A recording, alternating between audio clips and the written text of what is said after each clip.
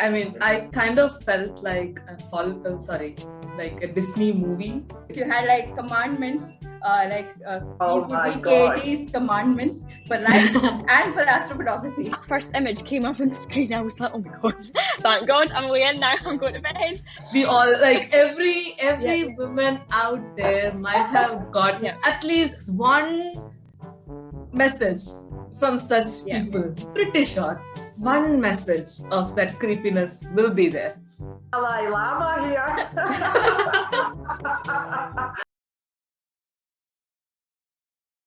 Hi everyone, and welcome to yet another episode of Smurf House, a podcast where we mainly talk about space stuff, but also end up rambling about a range of other topics from K-pop to NFTs. Yes, thank you, Pooja, for that. And today, with the Space Smurfs March episodes, what we are trying to do is we are going to celebrate amazing women in space. And as this podcast will be out tomorrow, we have the Women's Day.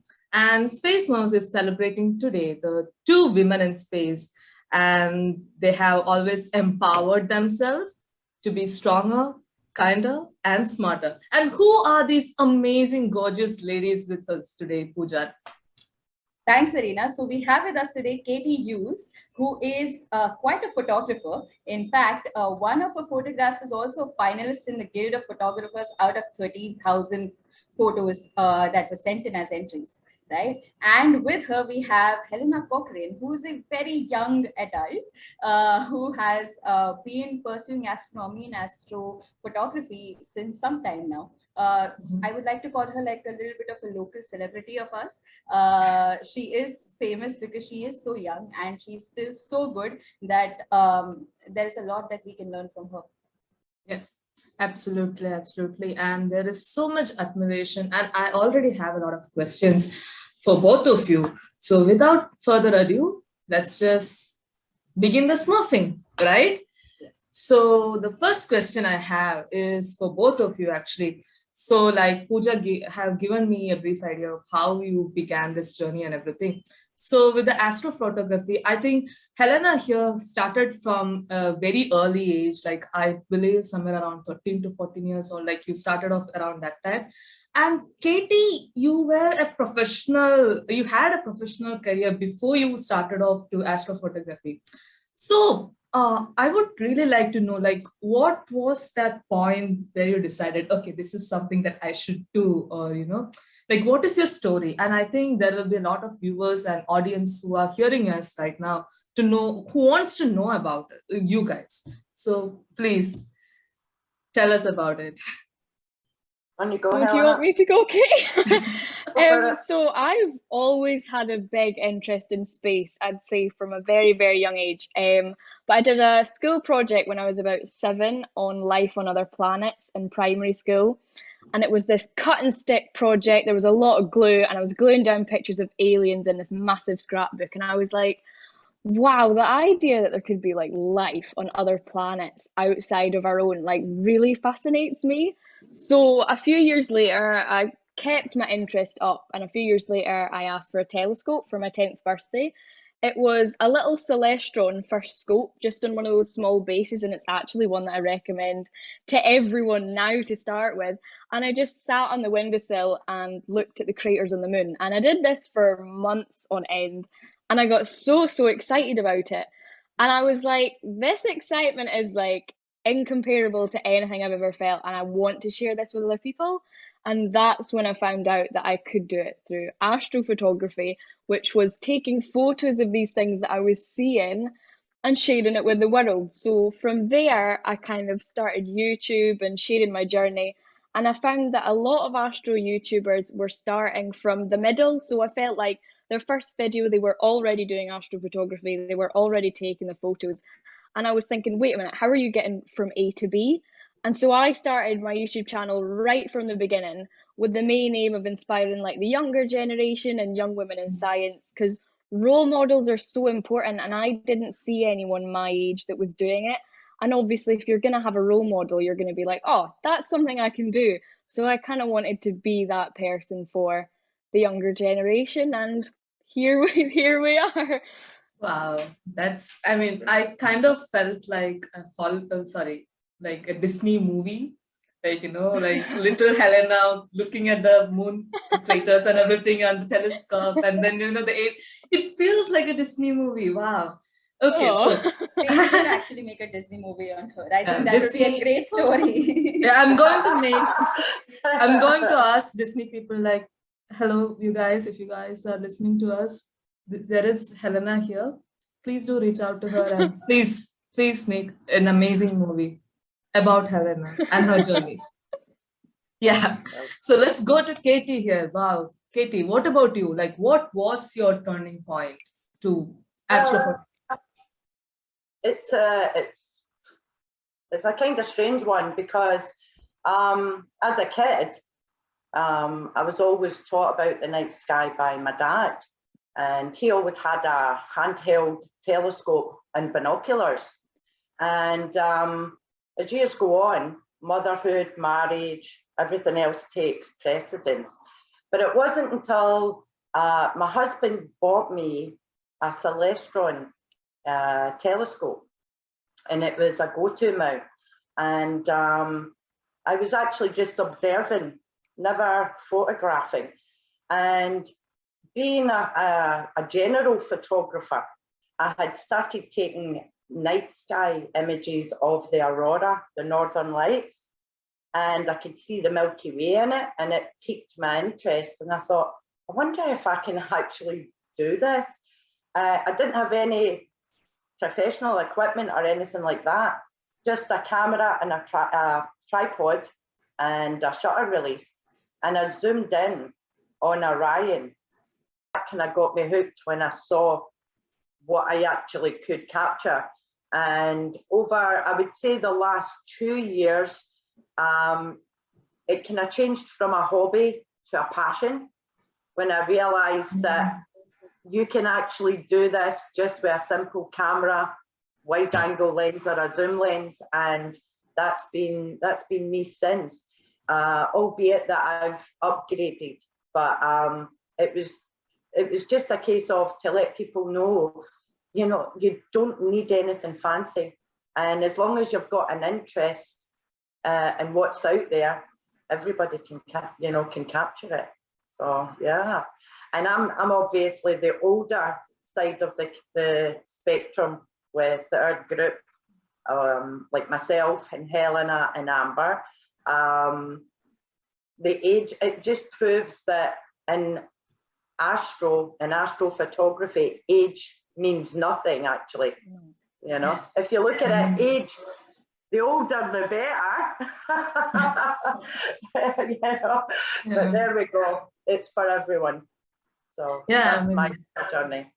This is really inspiring. I mean, even for the younger generation, like someone like me who always gets hesitant when I want to do something new, it's like this is something so inspiring. And I feel like you clearly mentioned, it shouldn't be a restriction, especially for women, to do whatever they like to do. And this month, like with the Women's Day and everything, we also would like to mention that, do what you love, follow your passion, follow your heart. And like Katie here followed her passion, and look at her, she's happy. She's doing great. Wow, I'm like so excited. We've made so many friends, and Helena knows this. I've got grandchildren the same age as Helena, but I have a friendship bond with Helena that it's hard to explain, that even my family, my friends will go, this is weird, but it's not. It's because astrophotography brought us together. But as a group of friends, we don't always talk about astro. We actually had this conversation last week. It's a mutual respect of, one, being women, two, going out and doing what you love, but also having an outside friendship as well. And the recipe for us has been fantastic. Going outside actually, like on my own now, feels weird when I'm out in the garden, because I've done so many imaging sessions with those two Muppets. being outside, and being without them is the weirdest thing. It's like, wow, I really want them here. And it just goes to show like how strong our friendship is. It's like it was instant. Yes, it really was. And Yeah. it's such a good feeling too, you know. Yeah.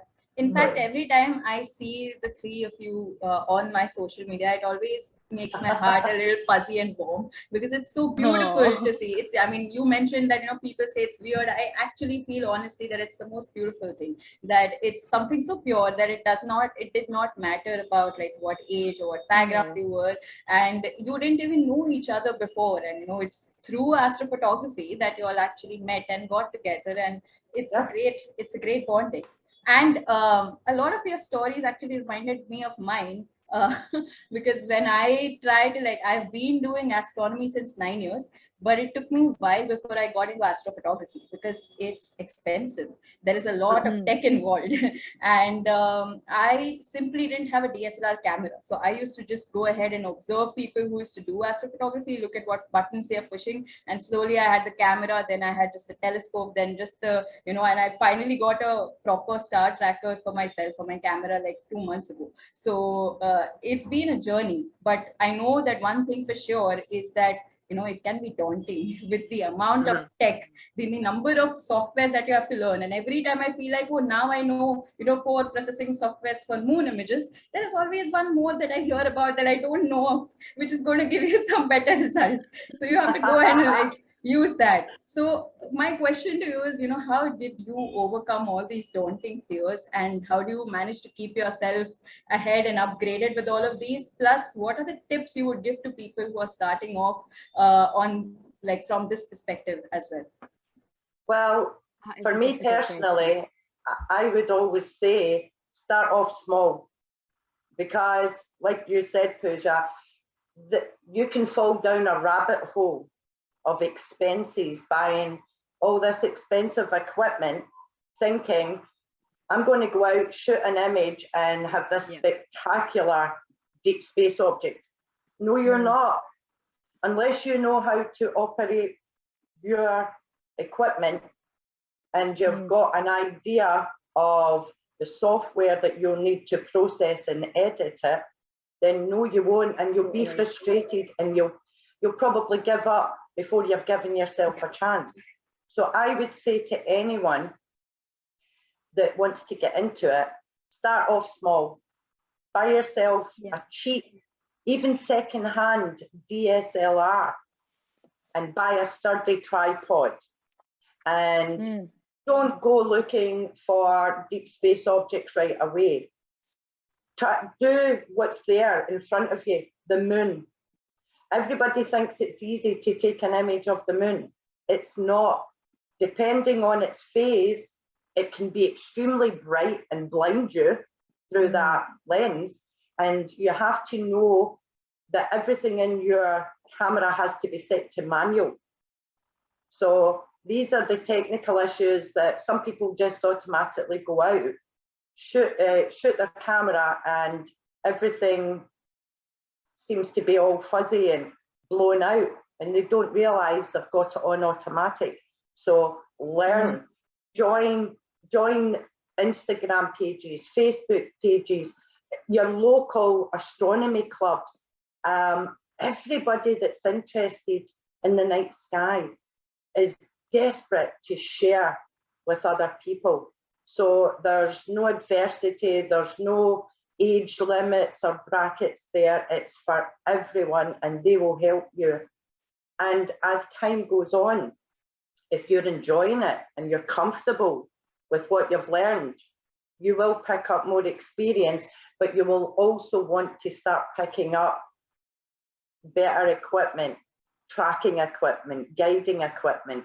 And you can either buy brand new or try and buy secondhand from people in the astronomy pages, because they look after their equipment and their gear, because it is so expensive. So you might bag yourself a bargain. And if you're not sure how to use it, post questions on these social media sites. People will show you, but YouTube will become your best friend. everyone's got videos on it of how to do it.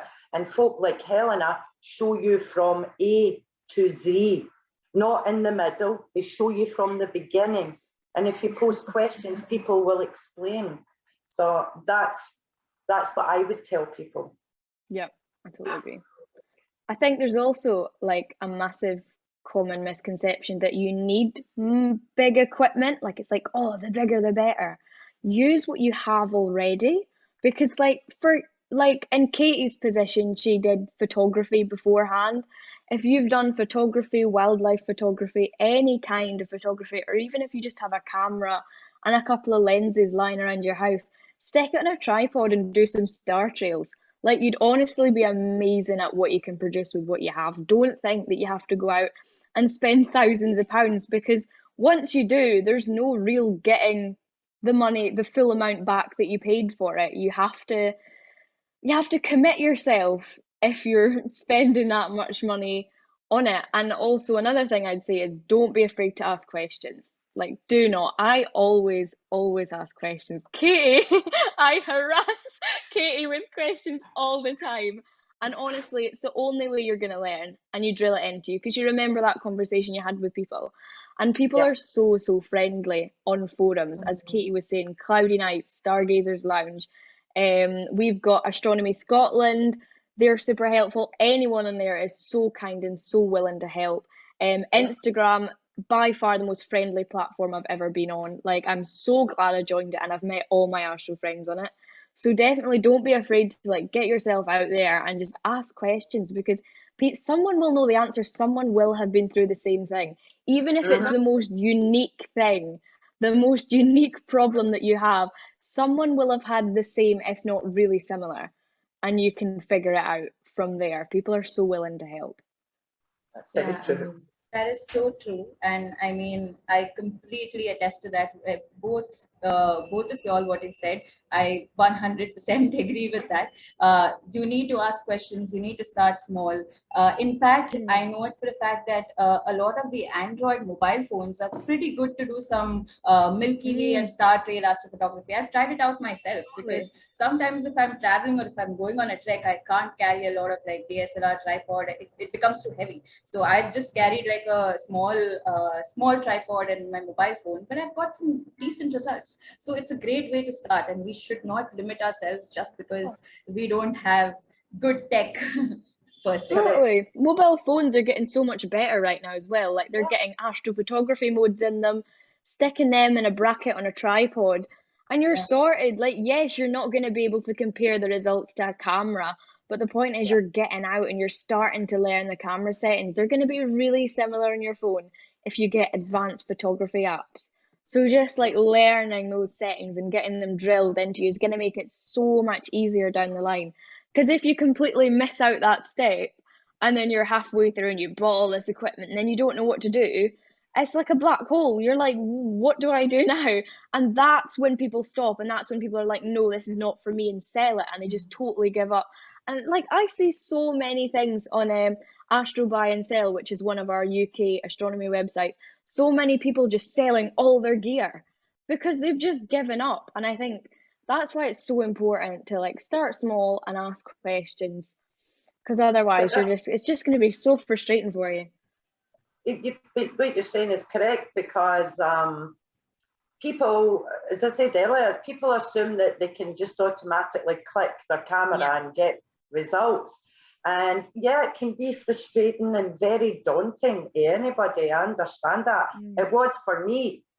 But like Helena mentioned, and like you mentioned, Pooja, I was already doing photography. So I was already way up there, because I knew how to do everything manual. I knew what settings to use for ISO and exposure and shutter speed. And as I say, this can be off-putting for a lot of people. But with your phone, if you've got a portable rig, if you've got your phone and just a lightweight wee tripod, you can go out and just set your phone to take the image for even 10 seconds in a dark area, and you'll be amazed at what will show up on the actual image itself. And some people get hooked right away. other people get inspired when they see images and they see it, like programs like this, like Space Smurfs, where people are talking about it and, you know, they draw that excitement out, and it's like, I always wanted to, but I'm too afraid to ask anything.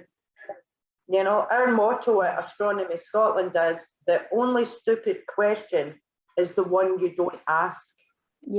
Ask and you'll get an answer, you know, and see what happens. Take it, enjoy it. If it's not your thing, at least you tried. Exactly, because someone will have been through it. Like, I think it's very difficult when you see people with such advanced equipment and you forget that they started at the beginning as well. They didn't have anything, they started from square one. And you need to kind of remind yourself of that and kind of be like, right, there was a point when these people knew nothing.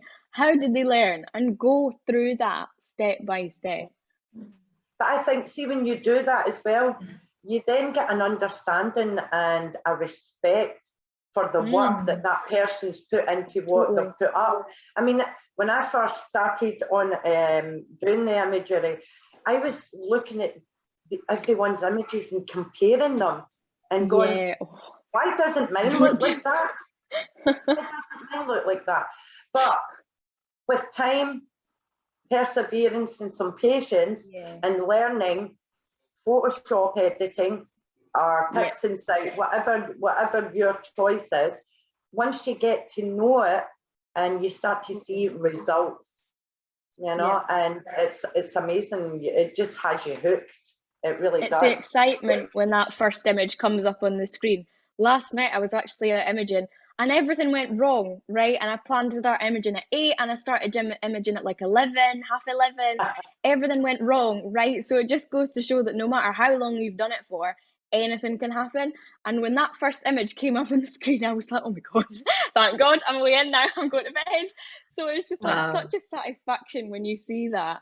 And Yeah, I mean, I feel like there's a lot of things like, you know, like the processing, the like getting even a clear sky itself. Like Katie, when she joined, like when we were having the talk, she was going on about like, we had a clear sky like after a long time and we were like doing this.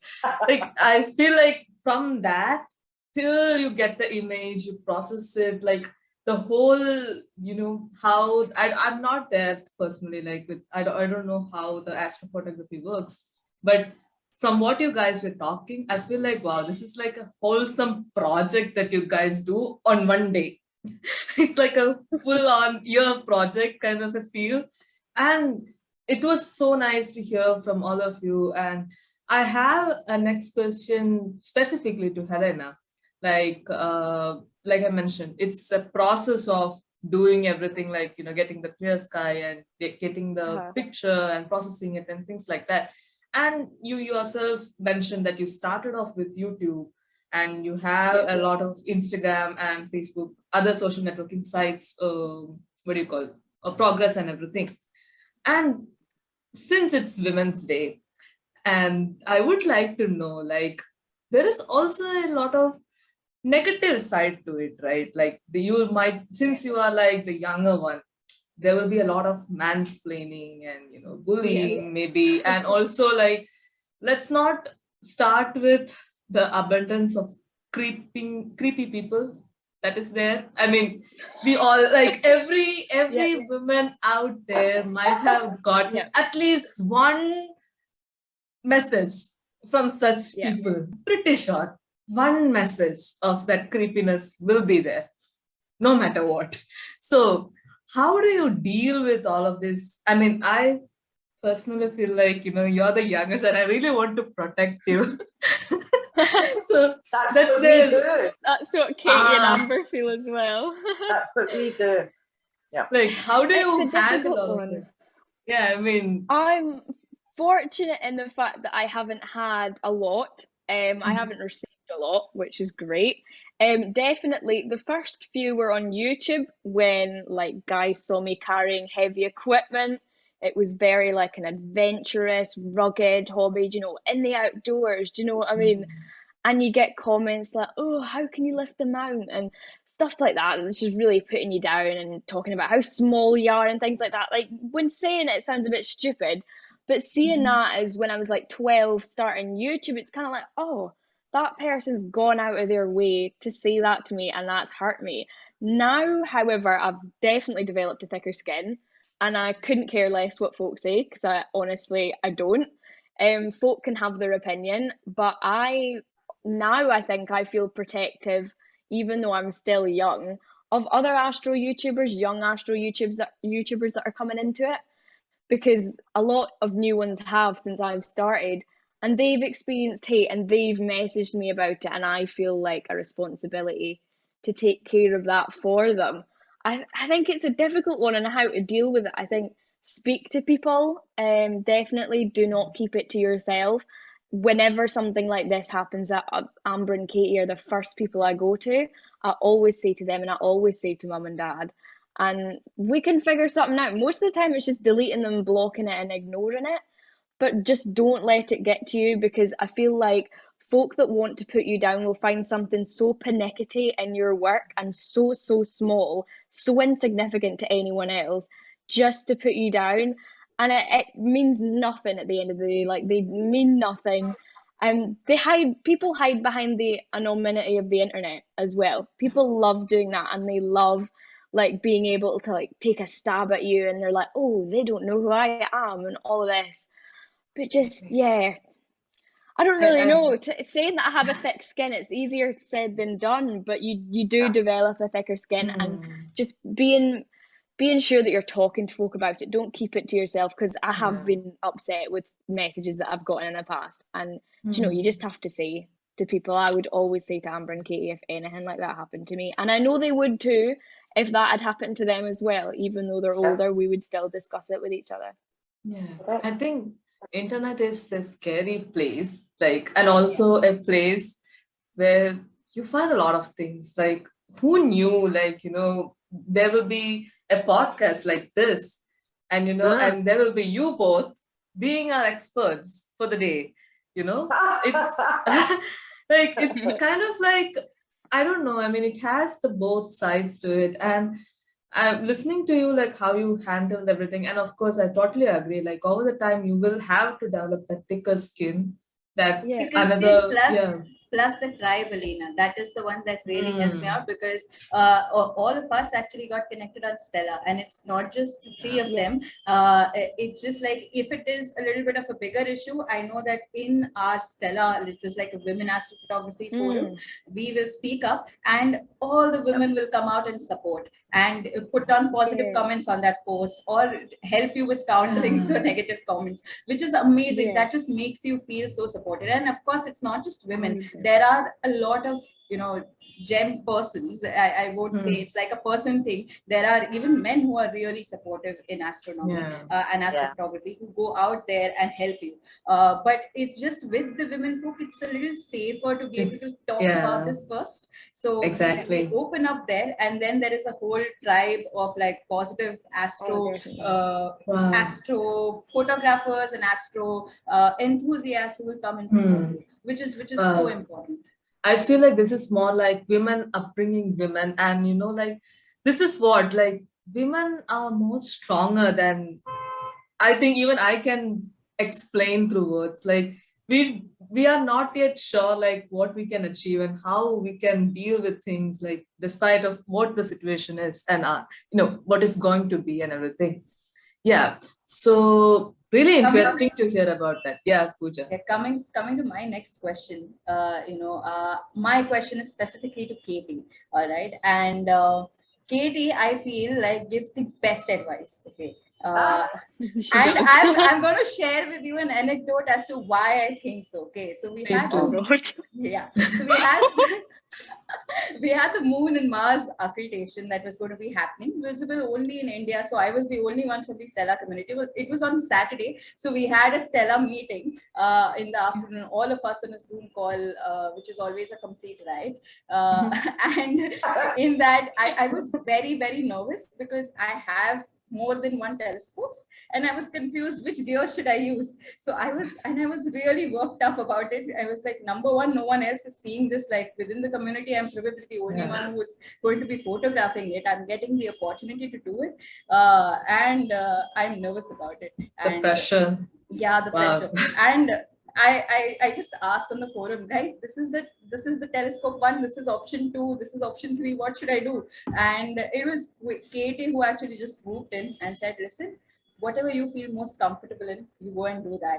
Don't try and feel like, there's always going to be the feeling of, you want to do this more, you could have done this better, so on and so forth. But right now you are going there, you need to enjoy the event. So whatever you feel most comfortable with, just start off with that. And I was just like, so calm down after that. So moral of the story, she gives the best advice. So I am going to do this, and I'm going to ask her to give the best advice, as I call it, pearls of wisdom from Katie. And 3 of them, one for life and one for astrophotography. All right. So if you had like commandments, these would be Katie's commandments for life and for astrophotography. Wow, please, I'm looking forward to hear about it. Think about it, because I know they're going to be epic. Yeah, Katie, you have 3 young girls looking at you right now. Like, I'm feeling like the Dalai Lama here. Well, obviously, age and experience here has taught me in life, if you allow people to get to you and put you down, it will crumble you, it will consume you.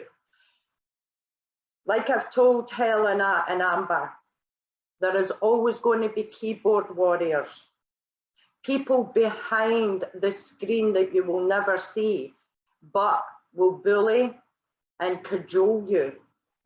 Just remember, these are keyboard warriors. Anyone who you are friends with, who you are socially interactive with, will support you no matter what. We laugh at Helena because of, we'll say, oh, she's the baby. But she is actually, we often say she's been here before, because she's got an old head, on young shoulders. No, you are. You've heard that from myself and my husband. So I would say, enjoy what you do in life. If it's something you're passionate about, do it. Don't worry about what other people think. Because at the end of the day, when the door is closed, these people don't live your life. You do. You live it. As for astro, yes, you will always have people who have the green-eyed monster with jealousy. It's human nature for people to either be happy for you or to be sad or jealous. These are just normal feelings and emotions. It's how you deal with them. And I've said to Helena before, as she said, I've grown a thick skin. Just ignore it. Walk away from it. Don't let it consume you, because if you do, that person has won. It's not a competition, but you've allowed an unknown person to control your emotions and your feelings and take up rent space. So I would say no. And I often either answer them back politely or I just ignore it altogether. But as I say, that's age and experience. You have to, it depends on the age of the person that you're talking to do it in a manner where you show respect and understanding, But that's what I would say is do what you want in life, what makes you happy, and don't let unknown keyboard warriors control your head and take up free rent, because that's what it is. You're giving them headspace, rent free. So do it. Amazing. That's amazing. For everyone who just heard this, that was the Dalai Lama of astrophotography, Katie Hughes, for you. The guru. I've been hearing a lot about Scottish lass astro. And apparently, I think Pooja, you know Pooja from beginning, like the astrophotography and everything. But I'm the one who does not know anything about like what it is and how you guys are doing it. So both of you, Katie and Helena, and also Pooja, I would also love your insights on how the work is going from a third person narrative. But yeah, what is it like Scottish lass astro? The name itself sounds Love it. like fancy, like wow, I don't know what Well, this. Yeah. in Scotland, Mhm. lassies and laddies is what we call women and men, boy and girl. So Helena's a lass, I'm a lass or a lassie. And we, as we got to become more closer with each other, we decided to, when we were doing Instagram, put up a hashtag. Let's make our own hashtag. We're Scottish, we're girls, we're women, we're lassies, and we're into astro. So our friend Amber came up with a name. And well, actually, we all came out with so many different names and we bounced them off each other until we agreed on that one. That was the truth of it. And basically what Scottish Lastro is, it's a documentation and recording of our exploits of what we get up to as 3 females in the astro community, whether we're out traveling, whether we're sitting in a restaurant having a burger, having a laugh. It's to show people you can be serious about astro, but you can have a personal fun life along with it. And some people enjoy the journey that we're on. And I think a lot of that comes down to, as I say, and I don't mean to keep banging on about it, but it comes down to the ages. Like I'm almost 3 times Helena's age. I'm double Amber's age, but there is no age between any of us. We don't even talk about that. It's just whatever. Never even a worry. Yeah, never a worry. And we talk about every subject under the sun. Honestly. And I often say to Helena, what I'm giving you is a little pearl of wisdom. Go and do it, but I'm telling you what the outcome's going to be, no matter what, because I've been there, done that, bought the t-shirt and the album. So here's what's going to happen. And thankfully, she's smart enough to say, right, I'm going to take that on board. Whether I decide that's for me or not, I'm taking in what you're telling me. So as I say, don't be afraid to go out there and speak to people all ages in the astro community, whether you're male or female. Astro has definitely changed from meeting Katie and Amber. Like we first, like we knew each other through Stella, and we saw each other on the online meets every Saturday. And like I knew of them, I was like, oh, they're really close by. They're like Katie's 3 hours and Amber's like 2 hours. She's in Glasgow, and I'm in the southwest, so I'm 2 hours up the road. So it's really not that much if you take a train. I'll be there in a couple of hours, And so I think, Katie, you were the one that suggested in October of 2021, or before then, actually, we planned it before, it was like the September, that we met up. And when we first met up, everything changed. Like having an online friendship is amazing. You can meet so many interesting people online and build connections, like you genuinely can, and I believe that without actually meeting them. But see, after meeting them, it's totally different. Like the vibe on the call after meeting them in October, the vibe was totally different. I don't know how to explain it. Katie will probably put it into better words. But it's just you have that connection and you understand each other's personalities. It's a physical thing. Once you've met someone in the flesh, the dynamics change because you're looking at someone face on and you're getting to know their character. And funnily enough, we all meshed together really well, and we laughed the whole time. And when we come home, it was easier to go on to Zoom or Instagram and physically like talk to each other face to face like this, but there was a whole new dynamic. I now know what she looked like, how she reacted, and I mean it was amazing. It really was. Really fun. And it's true, every time we meet up we get closer and closer now. It's that personal or impersonal side of it is gone. We are now sisters, friends, and we know we can go out and do what we want and still have a good giggle, you know. I think that's so important as well, to show like through what we're doing, because we do astro like obviously every trip we can, like if it's clear, and every trip bar our most recent one we had clear skies. We've been so lucky. But we also share the personal side of it on Instagram. We also share us just having a laugh. Like we're always howling, we're always making some kind of joke. We go on adventures that aren't astro. Do you know, this summer, like I'm planning to come up and see them a lot and spend a lot of my break with them, and it won't all be for astro. And I think that's important to show as well, because it shows like how you can make these connections online with people, and how it just changes things when you find someone so similar. Yeah.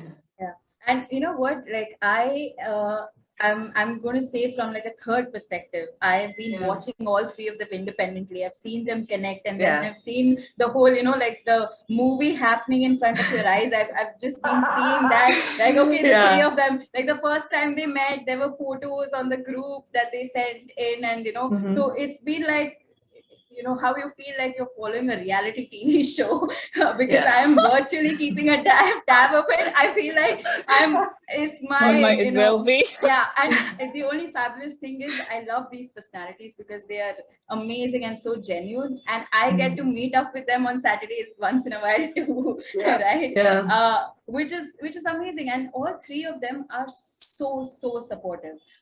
Whenever I have questions, I have, you know, asked Katie.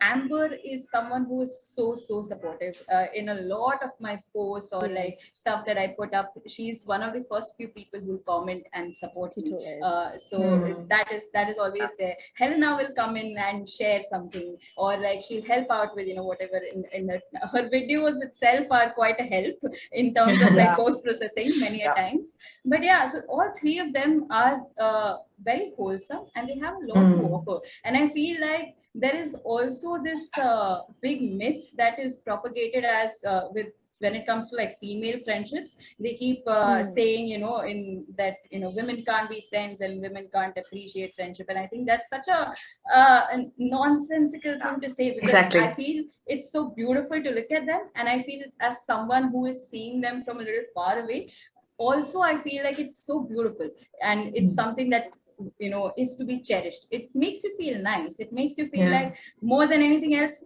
the more women there are in astronomy and astrophotography, it makes me feel even better, because you have more people to talk to. Exactly. You're part of something special. You feel it, you know? I've never had like a friendship like it, like that I had with them. Like when I came home, each visit that I come home from, when I say goodbye to them, Amber is always like, don't cry.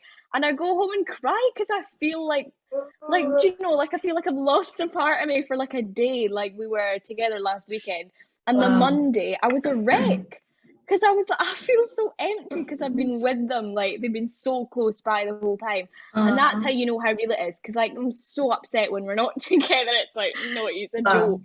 And when me and Amber were like on the train. I know, and when me and Amber were on the train going to see Katie, and then we all did this massive group hug last Friday, like that was it. I was like, oh my god. So it's so worth it. Like you just And it's a catching up thing in the community as well, Helena. So it's not just like me. There are other photographers like Mick, for example, I know, who will post photographs, you know, sharing the hashtag, like tagging the three of them. And so t-shirt. and t-shirts. They have t-shirts with that now. Wow. It's amazing. Sorry. Like space does not have boundaries. Friendship does not have boundaries. Here we have space friendships happening. Yes. People who are listening to us, the word has been spoken. There is no boundaries for friendship, for space, anything. Seriously, like, you know, your story about this friendship and the love that you share with each other, you know, it make me feel so warm. And probably after this, I might even call my best friend. Okay. I miss Oh, her that's so already. cute. But the thing is, like, that's the beauty of, and all the, like, not just beauty, the special feeling that you get with this kind of friendship, this kind of bonds that, and but yeah, like the bond that you make with people like this, and also, like, especially when it's girls, the women, it's more and more special. And I'll conclude today's session with, the amazing time that I personally, I mean, Pooja knows, both of you, but I've been never felt this way in like a long time, because the thing is the vibe that you guys have. And, we talked about a lot of things, like from astrophotography and how you guys started off. And, you talked about why that age shouldn't be a restriction for something that you want to do. Like, you should always do the things that you love. And the amazing, you shared glimpses of, the amazing friendship that you guys have. And I hope, we might even have a session with all three of you, like the Scottish Las Astro girls, I would say, like all of you guys. Yes, let's do something of that sort in the coming seasons. That'll or be something. wild. Yeah, exactly. I feel like so stalked already. Like, this is amazing, and it's making me feel so happy. And to all the women out there who is listening to this podcast or watching us on YouTube, happy Women's Day, first of all, from all four of us. And always know that, whatever you do in your life, just do it with love, a heart full of your love.